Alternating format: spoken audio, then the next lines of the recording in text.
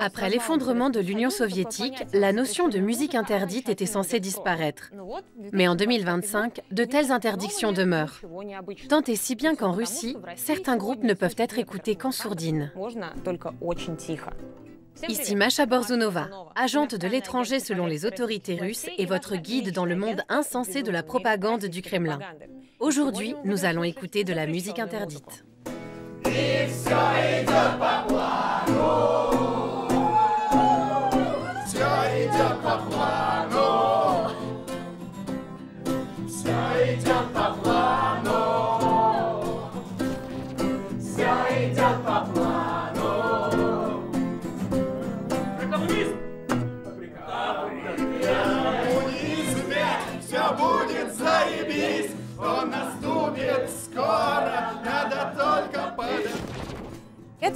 Tout se passe comme prévu est une chanson ironique signée Grajdanskaya Oborona, Défense civile en français.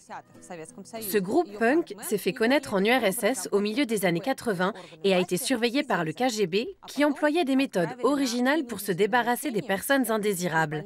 Le leader du groupe a été interné contre son gré dans un hôpital psychiatrique.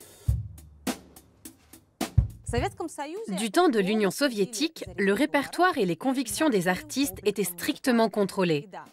Et il suffisait de se retrouver sur une liste noire pour ne plus avoir le droit de se produire sur scène, à la radio ou à la télévision. Voilà à quoi ressemblaient ces fameuses listes noires dans les années 1980. Et voilà à quoi elles ressemblent aujourd'hui. Tous les artistes mentionnés ici ont été interdits en Russie en raison de leur prétendue hostilité envers l'État. Les autorités russes appliquent aujourd'hui les mêmes méthodes qu'à l'époque soviétique.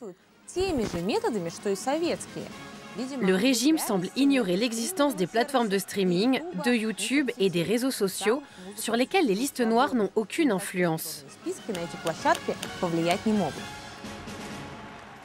En revanche, les artistes interdits n'ont plus le droit de se produire en concert, de chanter à la radio et à la télévision ou de collaborer avec des marques. Ces listes noires suscitent aussi beaucoup d'interrogations, car on ne sait pas très bien qui les établit ni pourquoi des artistes y figurent. Il y en a qui se sont prononcés contre la guerre, mais d'autres n'ont affiché aucune position politique.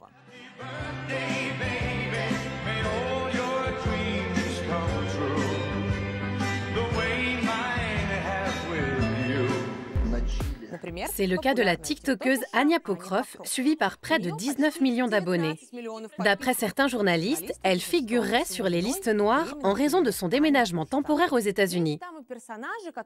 Pour que leur nom soit retiré de ces listes, certains artistes n'hésitent pas à prouver leur loyauté envers le régime. L'histoire la plus connue est celle du groupe Zveri. Dès les premiers jours de la guerre, leur leader a condamné sur Instagram l'attaque russe contre l'Ukraine. Le groupe a ensuite commencé à avoir des problèmes et leurs concerts ont été annulés dans tout le pays. Jusqu'à ce que les rockers de Zveri rendent visite aux soldats russes dans le Donbass. Наслаждайся своими победами, говори, разгоняй, что ты слабая, не лечи меня, детка, советами, расскажи, что ты самая. Par la suite, le groupe a été autorisé à remonter sur scène. Mais sur certaines plateformes comme YouTube, leurs fans leur ont demandé si cette visite à l'armée en valait vraiment la peine. L'annulation des concerts est l'instrument le plus efficace pour éradiquer les musiciens indésirables.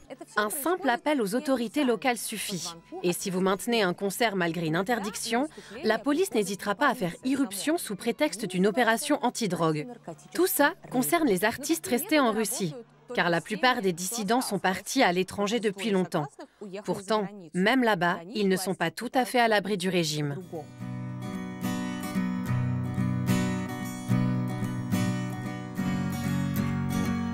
Я же тебя никогда никому не отдам. Пело сердечко и плакали гордые льды. Cette chanson est une reprise du groupe russe Pornofilmi, dont les textes avaient été interdits par les autorités avant 2022. Aujourd'hui, leurs paroles font figure d'inquiétantes prophéties.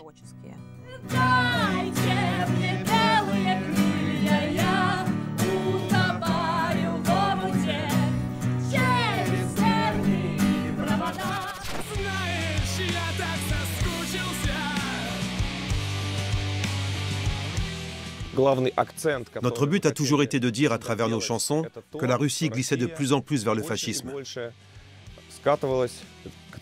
Mais quand on faisait ce genre de déclaration il y a encore 10 ans, tout le monde se moquait de nous.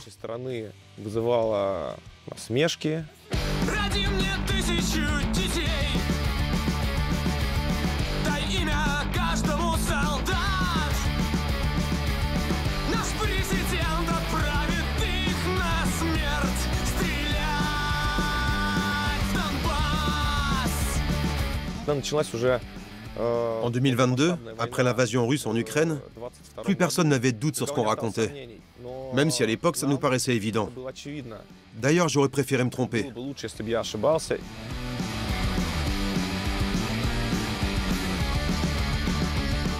Je suis Volodya Kotliarov, chanteur du groupe Pornofilmi.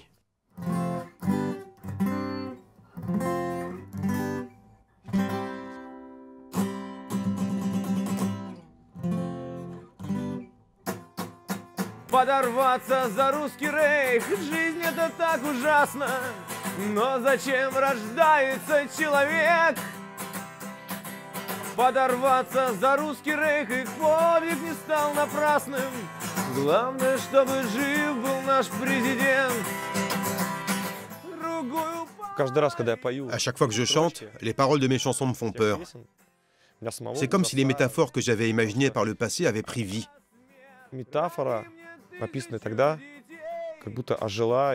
Avant la guerre, j'avais par exemple écrit que les femmes devront accoucher le plus possible pour fournir de futurs agresseurs à l'armée de Poutine.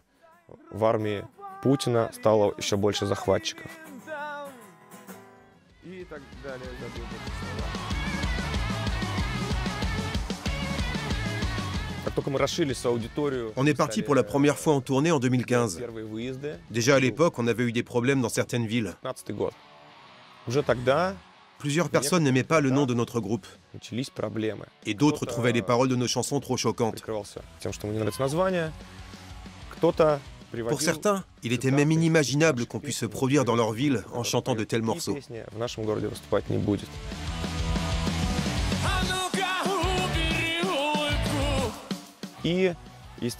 Suite à ça, de nombreux organisateurs ont annulé nos concerts. Ça n'a d'abord concerné que 2 ou 3 villes. Et puis juste avant la guerre de 2022, on posait problème partout.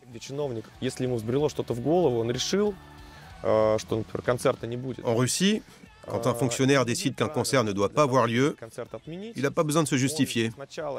Il lui suffit d'annuler l'événement et il trouvera une excuse par la suite.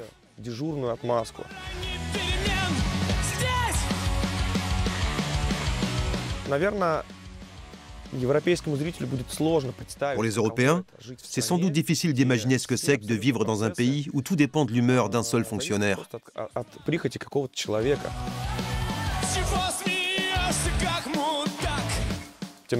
Mais au moins, jusqu'au début de la guerre, on a réussi à voyager dans toute la Russie et à donner des concerts un peu partout.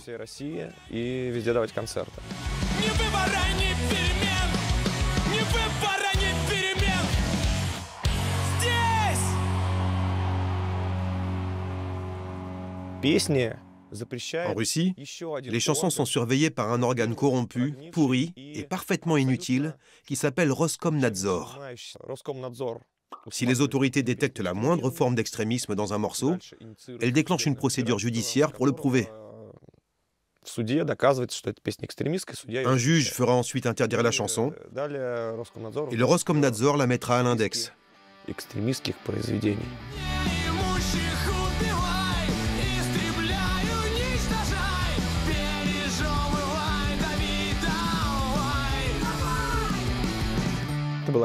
On a enregistré un morceau qui s'appelle « Tuer les pauvres ». C'est une reprise de Kill the Poor des Dead Kennedys. qui sont des légendes du punk hardcore américain. On a même traduit le texte en russe pour que ça sonne mieux.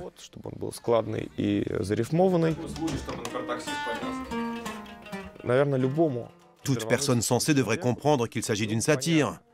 Bien sûr que nous n'appelons pas à tuer les pauvres. Mais un jour, quelqu'un a découvert cette reprise et elle a été interdite.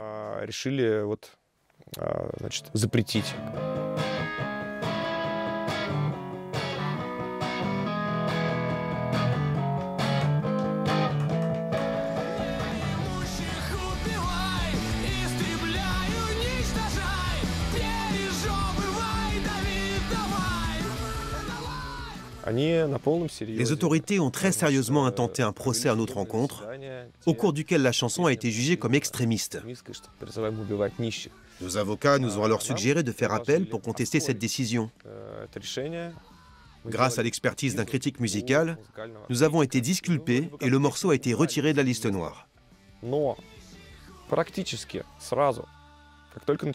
Mais peu de temps après le début de la guerre d'agression, nous avons appris par les médias que notre reprise avait à nouveau été mise à l'index.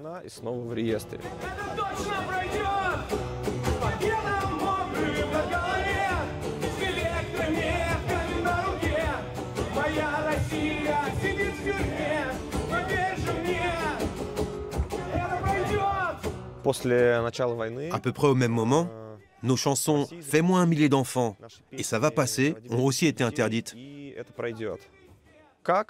comment on l'a su? C'est très simple. En Europe, vous recevez un courrier et vous êtes convoqué au tribunal pour défendre votre point de vue. Mais en Russie, les choses ne fonctionnent pas comme ça. En Russie, on apprend tout par les médias. Pareil pour ma classification en tant qu'agent de l'étranger. Je ne sais même pas pourquoi on m'a catalogué comme ça. Ah si, c'est parce que j'ai donné une interview à un autre agent de l'étranger, la chaîne de télévision Dojd.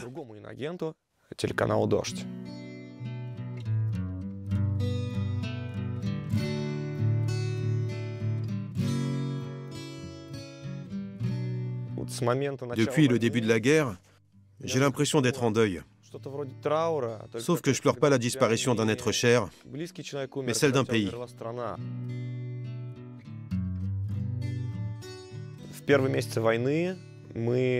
Peu après l'invasion russe, on a donné des concerts de soutien avec nos amis du groupe ukrainien Nervi и Vania Face pour aider les Ukrainiens touchés par la guerre.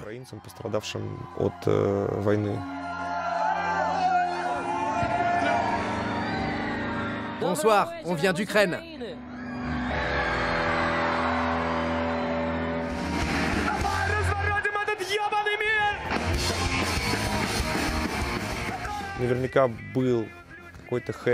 On a ressenti de la haine à notre égard parce qu'on est russe. Mais heureusement pour nous, on a une communauté de fans assez importante en Ukraine. Et il était très important à leurs yeux qu'on s'exprime clairement dès le premier jour de la guerre et qu'on adopte une position sans équivoque.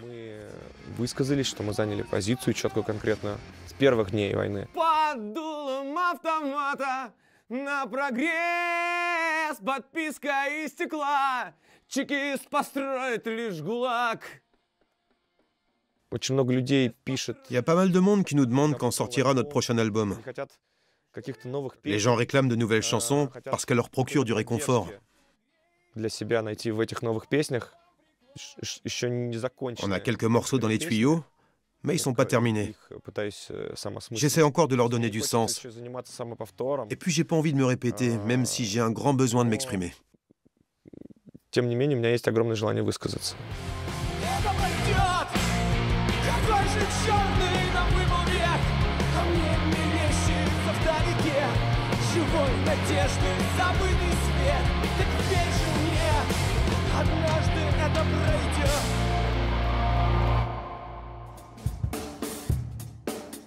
Presque tous les artistes anti-guerre sont considérés comme des agents de l'étranger et perdent ainsi leurs droits. Récemment, il leur a été interdit de percevoir des revenus en Russie. Et cela représente une sacrée perte pour les musiciens dont les chansons sont diffusées sur les plateformes russes. Vous me direz qu'il reste la possibilité de faire des concerts à l'étranger. Mais là aussi, ce n'est pas sans danger.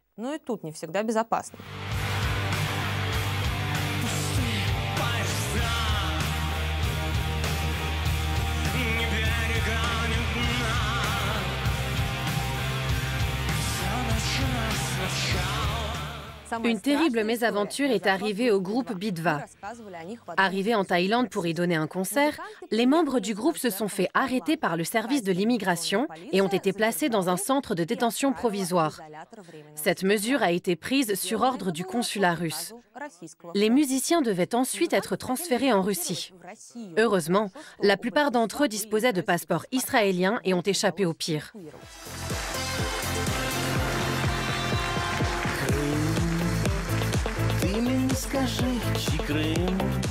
Les choses sont plus claires pour la musique ukrainienne, qui est automatiquement considérée par le Kremlin comme jetant le discrédit sur l'armée russe. Les soirées en Crimée annexée ont ainsi été placées sous étroite surveillance. En discothèque, une femme a récemment diffusé une chanson d'un artiste ukrainien et elle a ensuite été contrainte de s'excuser. Pardonnez-moi, je vous aime tous.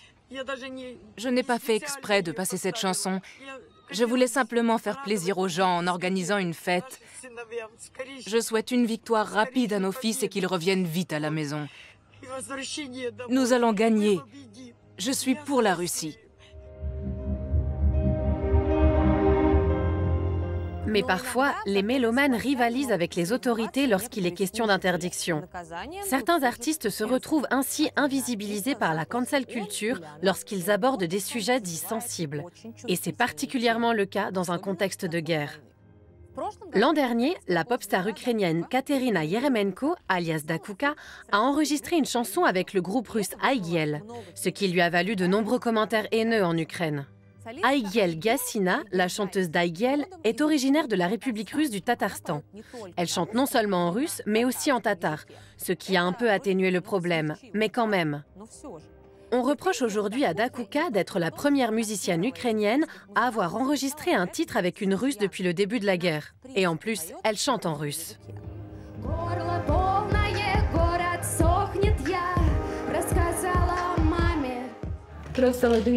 Il y a quelques années, j'étais la coqueluche des médias. Et les Ukrainiens m'adoraient. Mais du jour au lendemain, tout a basculé. On m'a boycotté parce qu'on m'accuse d'être pro-russe.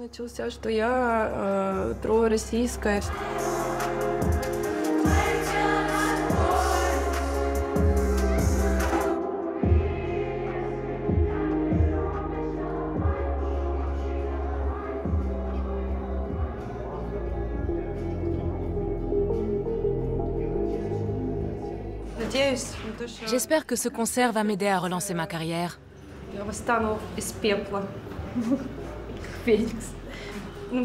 Ça fait presque 4 ans que je ne suis plus montée sur scène.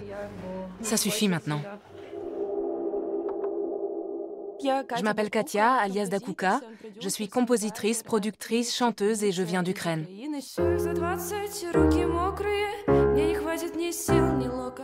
Ma chanson la plus célèbre s'appelle « Meurs si tu ne m'aimes pas ». Je l'ai écrite à l'âge de 17 ans. Aujourd'hui, c'est un vrai tube. Et pas seulement pour mes fans russophones, mais aussi pour les Chinois.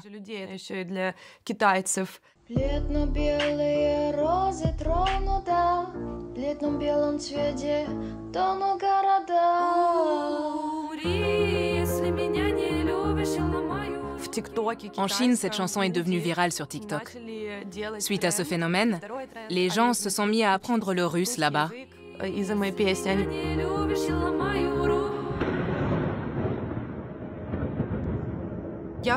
J'ai quitté l'Ukraine au 2e jour de la guerre.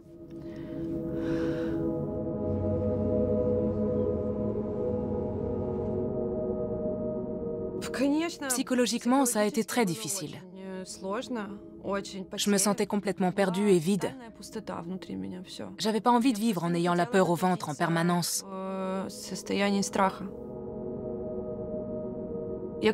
Quand je suis arrivée à Berlin, je voulais arrêter de faire de la musique et ne plus jamais me produire en concert.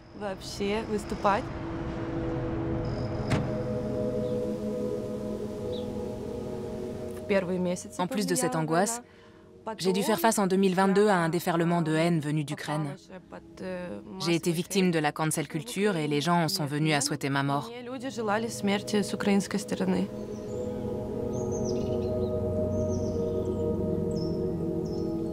Mais reprenons depuis le début. Ma carrière a commencé en 2014 et mes premiers concerts ont été marqués par l'éclatement du conflit dans l'est de l'Ukraine.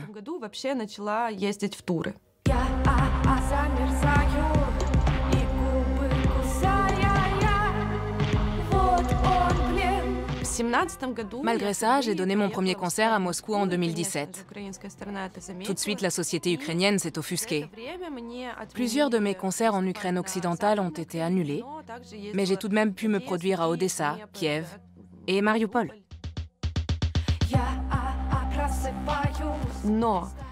On m'a néanmoins beaucoup complimenté pour mon travail. Les journalistes musicaux ne tarissaient pas d'éloges sur mes chansons parce que je suis une personne vraiment talentueuse. Ils évaluaient mon art en tant que tel et ont même écrit que je sortais des albums qui étaient tous plus cool les uns que les autres.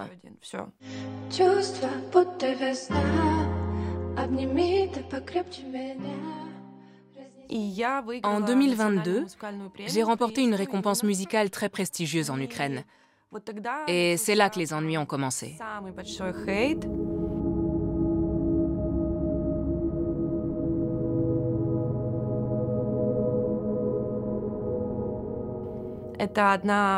Sur les réseaux sociaux, une Ukrainienne a demandé que ce prix me soit retiré.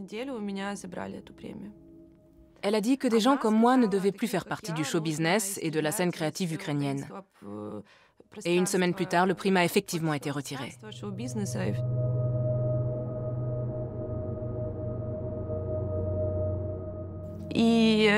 Cette déferlante de haine m'a tellement affectée sur le plan psychologique qu'un jour je me suis effondrée dans le métro et j'ai dû être hospitalisée.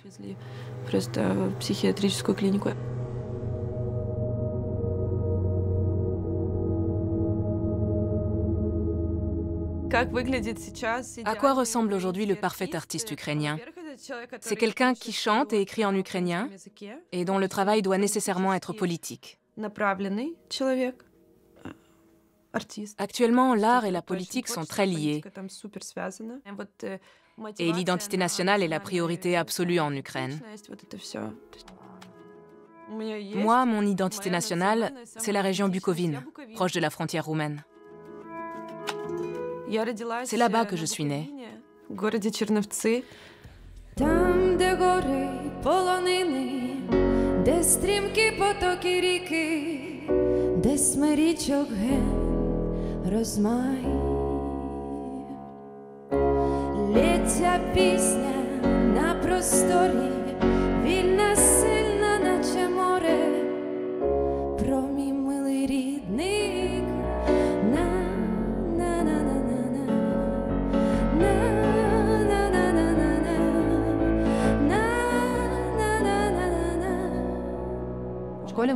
À l'école, j'ai appris l'ukrainien. J'adorais les chansons ukrainiennes et tout ce qui était ukrainien. Mais à la maison et dans la rue, je parlais le russe. Le nouvel an approche et je vous promets que bientôt, je sortirai un album génial. Le russe est ma langue maternelle. Je pense en russe. Et quand j'écris des chansons, les idées me viennent automatiquement en russe.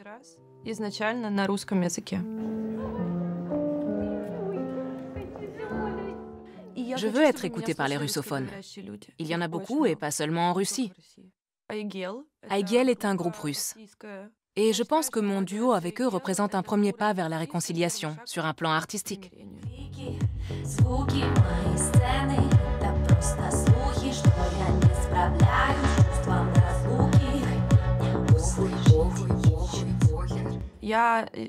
J'ai des amis en Russie et je communique avec eux.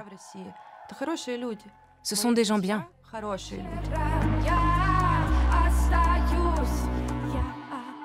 Je savais que quoi que je fasse, je serais toujours détestée. Et ma collaboration avec Aigiel l'a prouvé. J'ai reçu beaucoup de messages de haine. Et les gens ne me demandent même pas mon point de vue.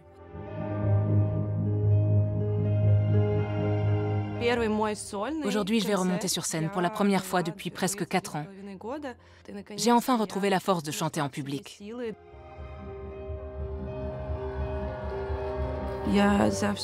Depuis le début de la guerre, je n'ai pas donné un seul concert. Que ce soit en Ukraine ou en Russie. J'avais pas envie d'amener cette guerre sur scène. Ou de crier au monde que je me sentais trahie et que j'étais une victime. Parce que je ne veux pas être une victime.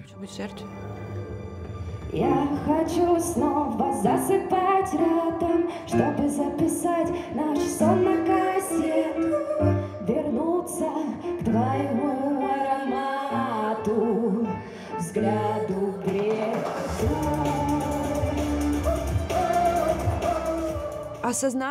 Qu'on me reconnaisse comme quelqu'un d'important m'aide beaucoup. Il faut énormément de force pour surmonter toutes ces difficultés et veiller à rester ouvert.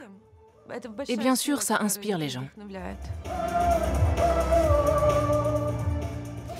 En URSS, la musique occidentale, le rock et le jazz étaient interdits, tout comme certains genres régionaux. C'était par exemple le cas de la tchalga, une musique originaire des Balkans qui ne correspondait pas à l'image de la Bulgarie socialiste prônée par le régime. Welcome to Bulgaria!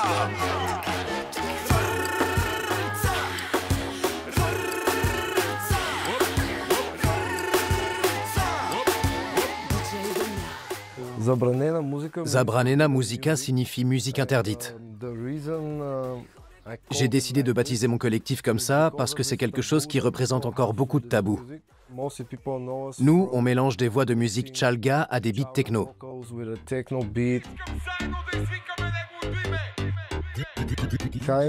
Je m'appelle Gorazd, alias DJ Goro. Je suis producteur de musique électronique et j'essaie de transposer la tchalga dans de nouveaux contextes.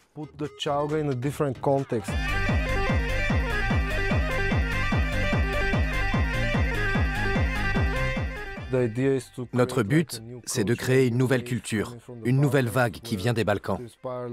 En tant que producteur, nous tenons à innover et à inspirer les gens à travers cette culture.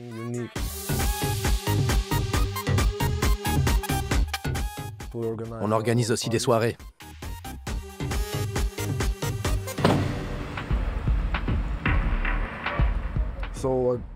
Je suis né en 1991. Plus jeune, j'écoutais beaucoup de vieilles chansons de tchalga de Sophie Marinova quand je partais en vacances.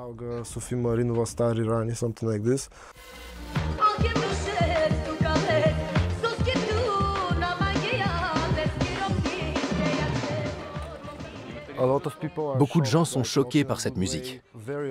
À plusieurs reprises, des propriétaires de clubs sont venus me voir pour me dire que je ruinais leur image quand je passais de la tchalga dans mes sets.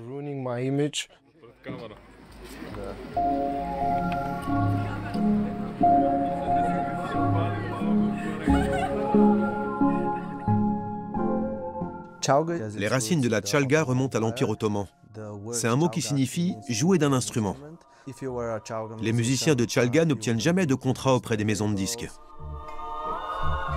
Je m'appelle Vassil Vladimirov, je suis curateur et je vis à Sofia en Bulgarie.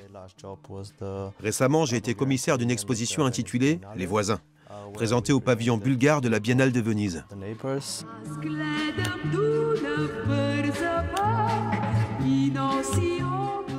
Ce projet rendait hommage aux personnes qui ont subi la répression durant l'ère communiste à cause de leurs convictions politiques ou de la musique qu'ils écoutaient.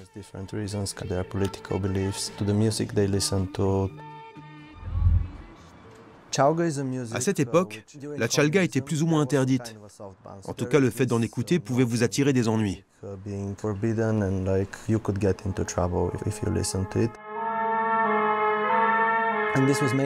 La tchalga est associée aux minorités turques et roms de Bulgarie.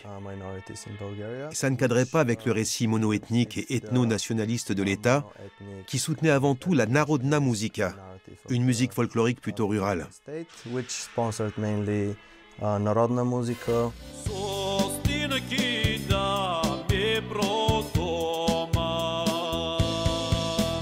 Je me souviens pas très bien de cette époque parce que j'étais encore enfant, mais il y avait beaucoup de corruption et d'hyperinflation dans les années 1990. Et la Chalga est aujourd'hui encore associée à cette période, tout comme à la corruption des âmes et des arts.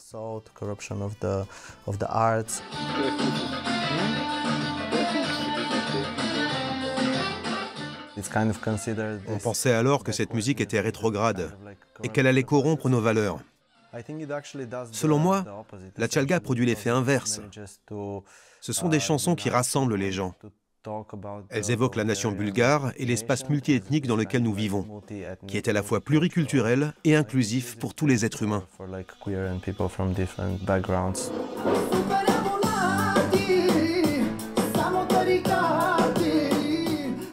Avec la chute du communisme et l'avènement de l'économie de marché, la Chalga a commencé à être commercialisée. Mais même durant cette période de transition vers la démocratie et le capitalisme, c'est un genre musical qui est resté controversé. Et principalement parce que la Chalga ne correspond pas à l'image de la Bulgarie européenne. En ce moment, on assiste pourtant à une sorte de renaissance de la Chalga.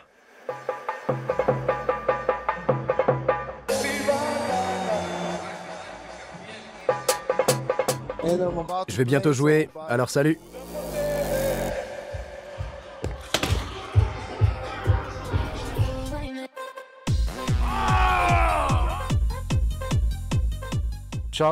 La Chalga est super populaire. C'est une musique sur laquelle on peut vraiment se défouler. Quand les gens en écoutent, ils s'amusent comme des fous parce qu'une fois qu'ils ont surmonté leur tabou, ils se laissent complètement aller. Ailleurs, on connaît peu la culture des Balkans, alors que nous avons tant à offrir. Nous essayons d'inciter le public à se servir de cet héritage et à s'assumer pour créer quelque chose de grandiose dans ce monde.